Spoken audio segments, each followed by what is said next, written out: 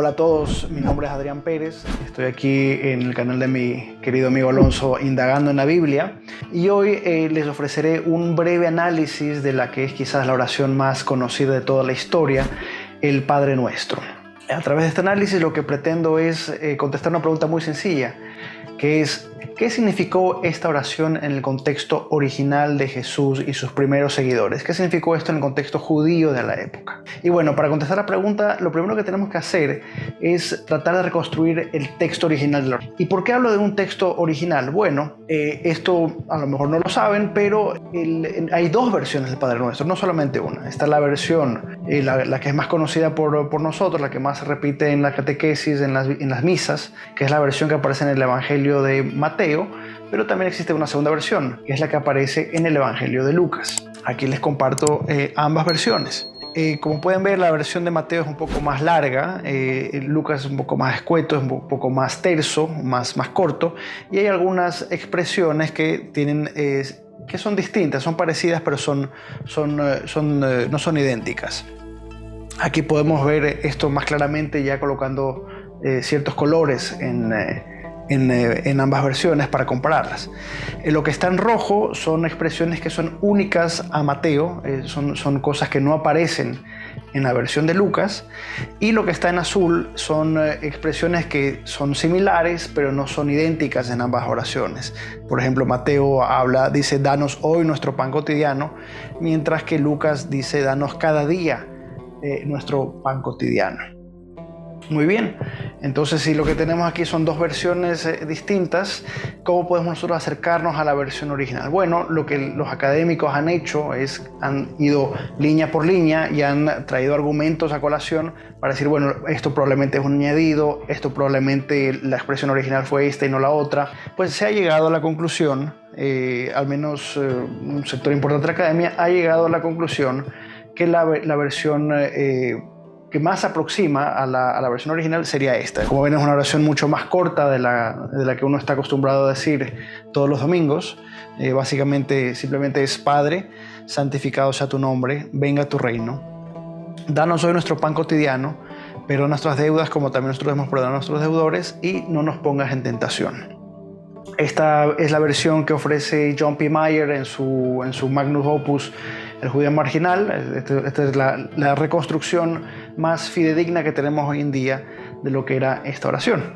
Y a partir de aquí ya podemos empezar nosotros a analizar esta oración para tratar de desentrañar qué pudo significar en el contexto judío original de Jesús. Bueno, entonces habiendo llegado ya a esta versión reconstruida de la oración, podemos empezar a nuestro análisis de carácter histórico. Y para hacerlo lo que haré es dividiré esta oración en sus componentes, en cada uno de sus componentes, y los analizaré uno por uno. Y nos damos cuenta de que el Padre Nuestro, la oración, está realmente compuesta de 5 peticiones a Dios. Las 2 primeras de ellas tienen como objeto directo el propio Dios, o sea, la propia divinidad. Dice santificado sea tu nombre, venga tu reino, mientras que las otras peticiones tienen por objeto la comunidad de creyentes. Dice, danos hoy nuestro pan cotidiano, perdona nuestras deudas y no nos pongas en tentación.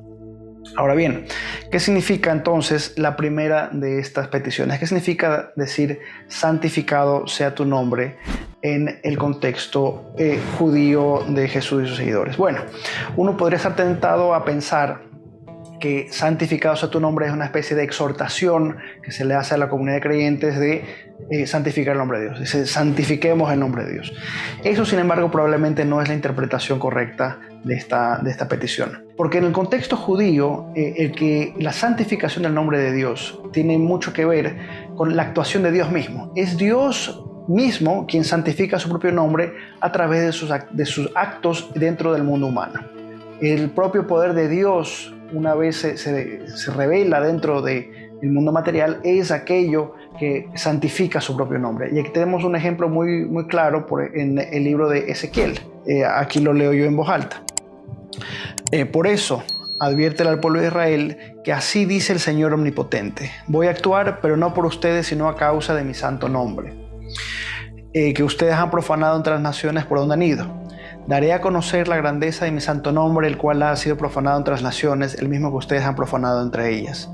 Cuando dé a conocer mi santidad entre ustedes, las naciones sabrán que yo soy el Señor. Lo afirma el Señor omnipotente.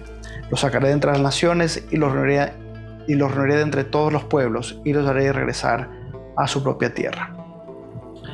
Muy bien, ¿qué quiere decir esto? Dentro del imaginario judío, la santificación del nombre de Dios es algo que Dios mismo hace al actuar dentro del flujo de la historia humana, y concretamente al actuar a favor de su pueblo, a favor de Israel.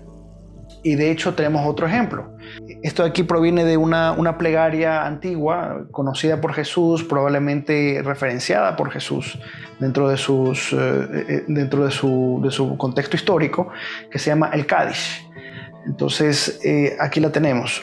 Exaltado y santificado sea su gran nombre en este mundo de su creación que creó conforme a su voluntad. Llegue su reino pronto, germine la salvación y se aproxime la llegada del Mesías en vuestra vida y en vuestros días y en la vida de toda la casa de Israel, pronto y en tiempo cercano. Bueno, entonces tenemos algo aquí muy interesante. Tenemos el ejemplo de una oración judía antigua, probablemente conocida incluso por Jesús, donde se empieza pidiendo la exaltación del nombre de Dios, y eso inmediatamente se le sigue con la petición de que venga pronto su reino, que venga pronto el reino de Dios. ¿Qué nos dice eso? Nos dice que la primera petición del Padre Nuestro, el santificado sea tu nombre, y la segunda petición, venga a nosotros tu reino, en realidad están íntimamente conectadas. Porque la exaltación del nombre de Dios, de la santificación del nombre de Dios, se hará a través de la llegada del reino de Dios. Dios mismo exaltará su nombre haciendo que su reino aparezca en esta tierra. Y eso hay que enfatizarlo mucho. Hoy en día, cuando escuchamos la expresión el reino de Dios, uno tiende a pensar en una especie de mundo espiritual, una especie de reino después de la muerte, donde van las almas o algo por el estilo, y eso no es lo que la forma que un judío de la época hubiese entendido esta expresión. En el judaísmo de la época de Jesús, la idea del reino de Dios es una idea eminentemente material, es algo que ocurre en este mundo, aquí abajo. Significa, para empezar, el cumplimiento de las profecías hechas por los antiguos profetas, la restauración del reino de Israel, la independencia del reino de Israel de las potencias extranjeras, pero también va más allá de eso. En el contexto apocalíptico que era preponderante en la época y en el contexto donde se movió Jesús, significaba también la aniquilación de todo mal, la remediación de todas las injusticias, la resurrección de los muertos, la trascendencia de la muerte misma, la victoria final de Dios sobre todos los otros poderes que existen en este mundo. Eso significa el reino de Dios.